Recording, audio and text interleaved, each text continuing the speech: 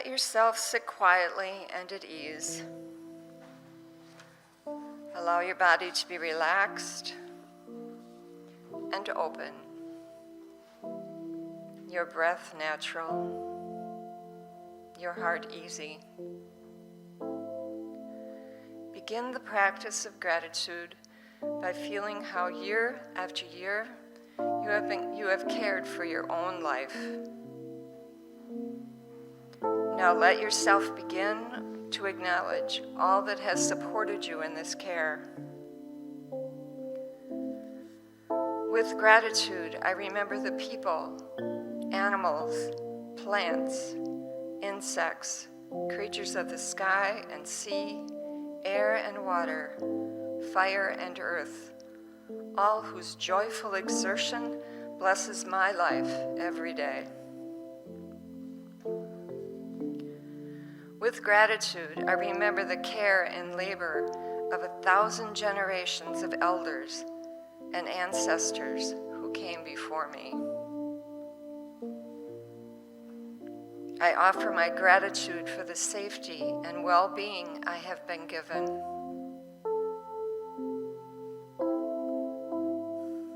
I offer my gratitude for the blessing of this earth I have been given.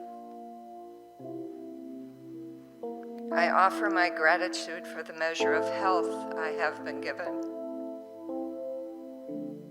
I offer my gratitude for the family and friends I have been given. I offer my gratitude for the community I have been given. I offer my gratitude for the teachings and lessons I have been given.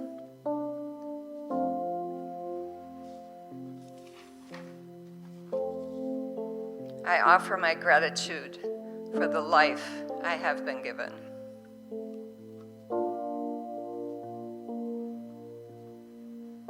Just as we are grateful for our blessings, so can we be grateful for the blessings of others.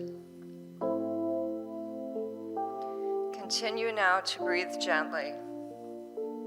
Bring to mind someone you care about, someone it is easy to rejoice for. Picture them and feel the natural joy you have for their well-being, for their happiness and success.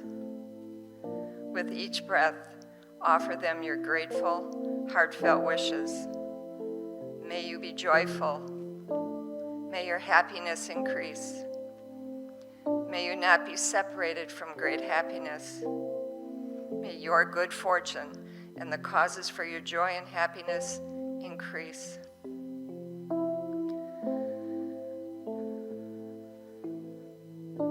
Sense the sympathetic joy and caring in each phrase. When you feel some degree of natural gratitude for the happiness of this loved one, extend this practice to another person you care about. Recite the same simple phrases that express your heart's intention. May you be joyful. May your happiness increase. May you not be separated from your great happiness. May your good fortune and the causes for your joy and happiness increase. Then gradually open this meditation to include neutral people, difficult people, and even enemies, until you extend sympathetic joy to all beings everywhere, young and old, near and far. Practice dwelling in this joy until the deliberate effort of practice drops away and the intention of joy blends into the natural joy of your own wise heart. Hold this now in the silence.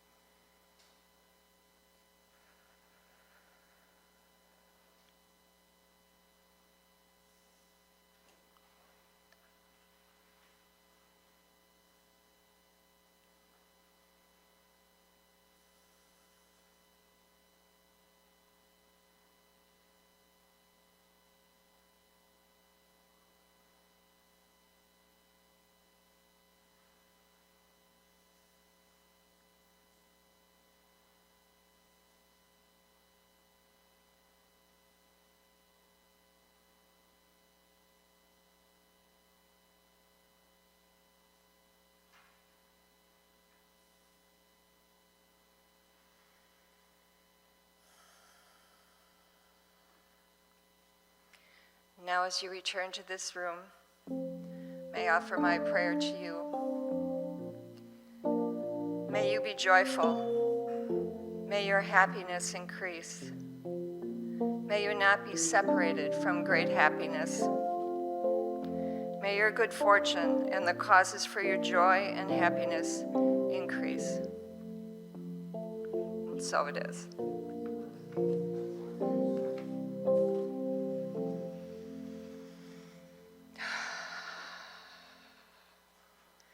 Now, as soon as Steve gets to the piano. How are you? Thank you all for coming out today. My name is Jessica. That's me and John. Oh, a while ago. Look at how young we are there. Today I brought John Terry with me. He's a resident, a former resident of Porchlight. He's transitioned elsewhere, but still likes to come and spread the good word about our work. So I'll talk a little bit about Porchlight and the services that we provide. All right, so our mission is to address the issues of homelessness, not just homelessness itself. So there are many reasons why individuals become homeless, mental health issues, addiction issues, employment issues, various things. And we work with various other community members to be able to address those issues that affect homelessness. It's not just you're homeless when you don't have a house, it's homeless when you are double up and tripled up and have the inability to remain stable and maintain your housing. So who is homeless in Madison? Let's see, we have about 38 veterans, 66 families with 135 children. That's the most accurate count that the city has due to a point-in-time count. So that's from January of this year. They did another one in July, and we'll have those results in the next couple of months. The Madison Metropolitan School District does the most accurate count for Dane County. Even though families are not in our shelters, they are still almost always going to school. And so when the school year starts, it'll start with about 700 homeless children in the school district, and it can go anywhere from 1,200 onward. And so these are the families that we are seeing in our shelters. If you're not staying in a shelter, so if you're staying in your car, if you are double up or tripled up, we can't count you. We don't know where you are, but this is the number of people who we do know where they are. So 354 individuals, 75 are unsheltered. So what that means is that they are choosing to live in areas that are not meant for habitation, parks, benches, doorways, various other places. I'll talk a little bit more about this, but we operate the only men's drop-in shelter, which I'm sure you guys are familiar. So if you are a male over the age of 18 and you have no place to sleep, legally the place you're supposed to stay is our shelter. That being said, if you came from an institution such as jail or a hospital, it is very similar to that with metal bunks and lines and lots of people that you may or may not know or like, and so people choose to stay elsewhere and not have that reminder of where they came from. So 50% of the people currently homeless are African American, even though the African American population in Dane County, it makes up 5% of Dane County's population. So 45%, so we see really an even split, the people that we're servicing, black and white, even though the majority is, yes, there. So we're seeing an increase in people who are from ages 18 to 24. We are trying to address that with rapid rehousing. There's lots of different ideas on why that number is growing, but yes. Any questions about that?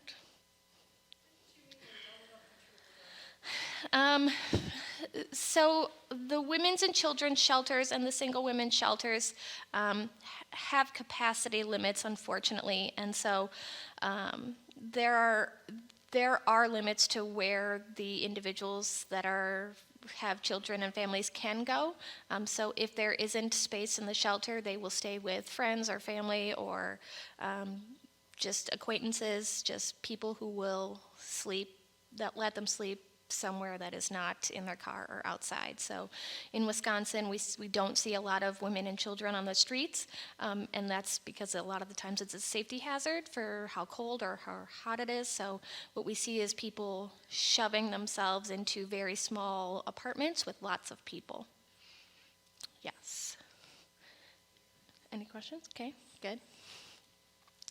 Porchlight housing. So we have 26 different locations all over Madison. Some are single room occupancies, which means they have their own bedroom and they share a kitchen and bathroom. We also have efficiency units.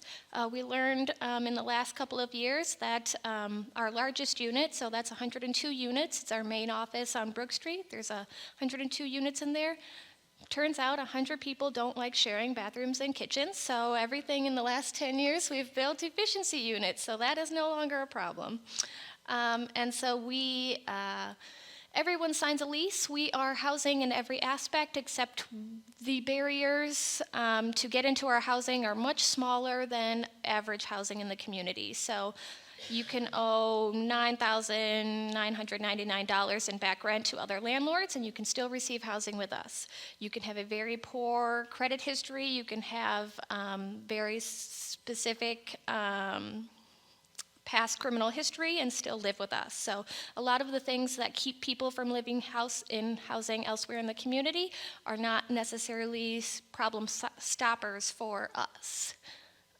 Case management. So what makes Porchlight different is that we provide case management services to the individuals that we serve. So we focus on a model of not only providing them a fish, but teaching them to fish. So a lot of it is budgeting, advocating for themselves, being able to teach them independence and maintain that independence. So sometimes it's getting connected to medical professionals to be able to maintain their mental health and various other addiction issues for them to be able to carry on forward. So applying for housing.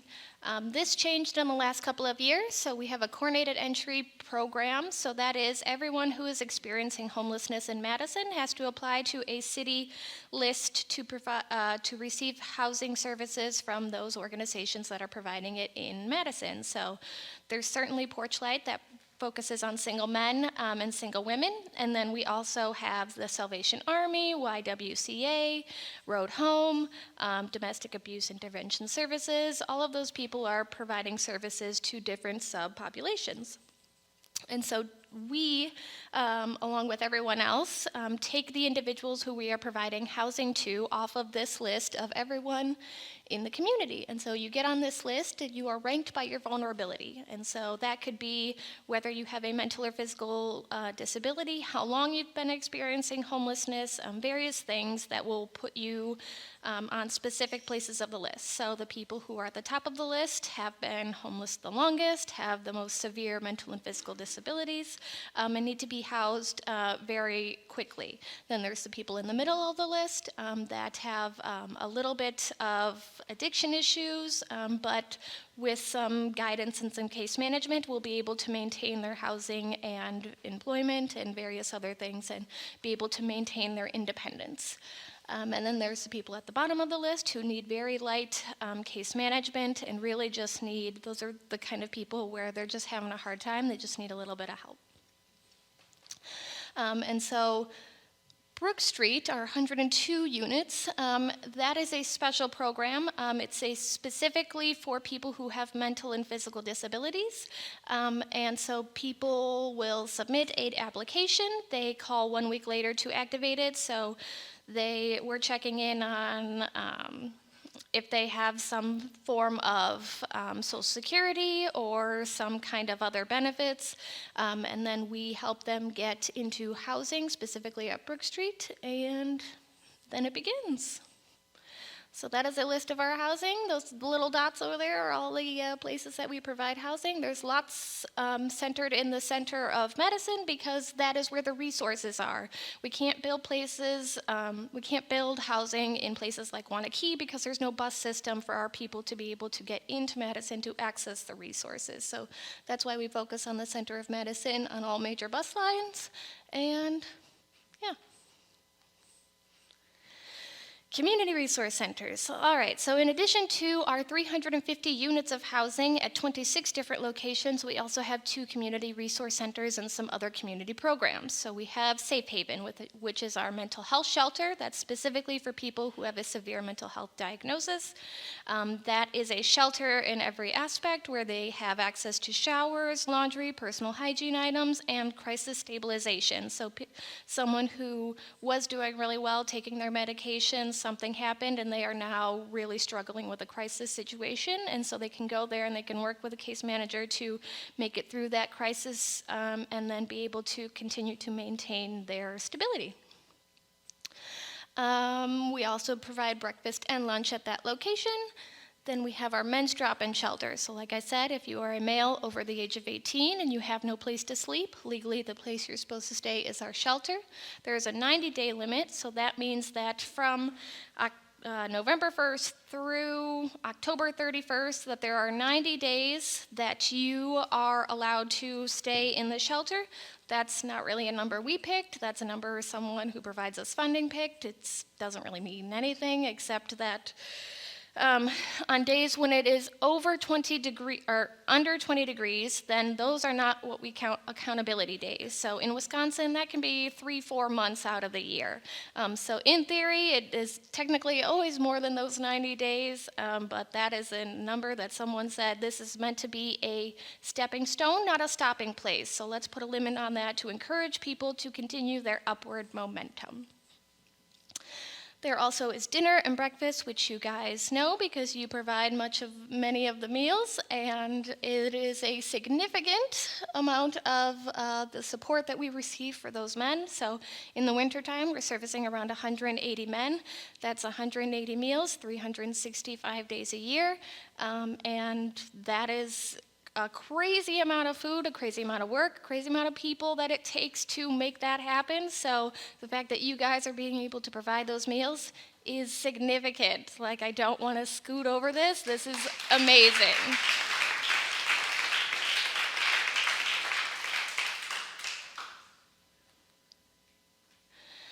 So we also have outreach services. So those are our team of people who are walking through the parks, getting connected with the park rangers to be able to identify and help the individuals who are choosing not to stay in our shelter system. So it could, a lot of the times we do see that it's veterans that have the ability and the skills to not to sleep outside and be able to continue their lives. And being able to get them connected with veteran benefits, get their mental health under control, and then be able to transition them really to what their next step is. So sometimes it is a shelter, sometimes it's directly into housing, sometimes it's just getting them reconnected with families. So that's really just being able to get people out of the parks and into their next step, because we don't want people sleeping, right, in the parks.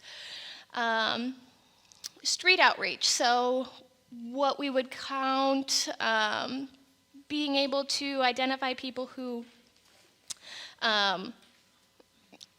either are at that very minimal first step or before that first step where they need help getting employment, because you can't move into housing if you don't have a job or you don't have money to be able to provide that first month's rent, security deposit, be able to pay for your transportation, your food. So those are really the things that we are addressing with these people who are staying in the shelters and in the parks. So DIGS. DIGS is our eviction prevention program. So a lot of the times for this, it's families that have broken up very quickly. So emergency situations where 2 incomes have become 1 income. Suddenly, if you were making ends meet, maybe living paycheck to paycheck, and then your income gets cut in half, or your income is just now you are a single person and you are trying to support your family. Now you are unable to make your rent, to make your electricity, and so this program is one-time self-matching grants where we put up some and then the individual puts up some to be able to keep in their housing. So a lot of what we do for this program is financial counseling, being able to work with the individual and also the landlord of the place that they are staying to be able to say, hey, I know that they are $400 behind on rent. Let's see if we can put up 200 and they put up 100, then they're only 300. You put 50 on the next 2 checks, and then we'll be able to be caught up. And once this person gets a second job, we'll be able to keep moving forward. There's no reason to evict them. There's no reason for them to go through the shelter system to then have to get back into housing, which is a lot harder than just keeping someone in their housing. All right, Porchlight products. So I saw that you guys are, did you have a question? Yes. Yes. What is the relationship between what you do for people in the parks and the police department? Are the policemen trained to look at homeless people in the park as needing help or just to move them along? Or do you have separate people that go to the parks? So I would say that, like I said, it's technically, if you don't have a place to sleep, legally you're supposed to stay. So in theory, someone can give you a ticket for sleeping in a place that is not meant for habitation. I don't know how frequently that happens. I also don't know that the people that we're servicing are not the people who are sleeping on State Street where they are clearly visible. We are addressing the people who are working really hard not to be found. So I think that is a connection where we're working a lot with park rangers, which I'm not really sure how that relationship works, but a lot of the times the park rangers are the people who are identifying us and being like, hey, there's one person out here, or 5 people, or 13 people, which we have a lot of parks. It's completely possible, and we're just sending our team out there, and they're working together and like, hey, this is happening, and let me know what I can do to help. So definitely our relationship with the park rangers is a collaboration. Police, a lot of the times, I think, are working with the people who are very much more visible, and those are the kind of people who are being addressed by like friends of State Street family who are very visible and trying to get them connected to various other resources. Yes. Yes.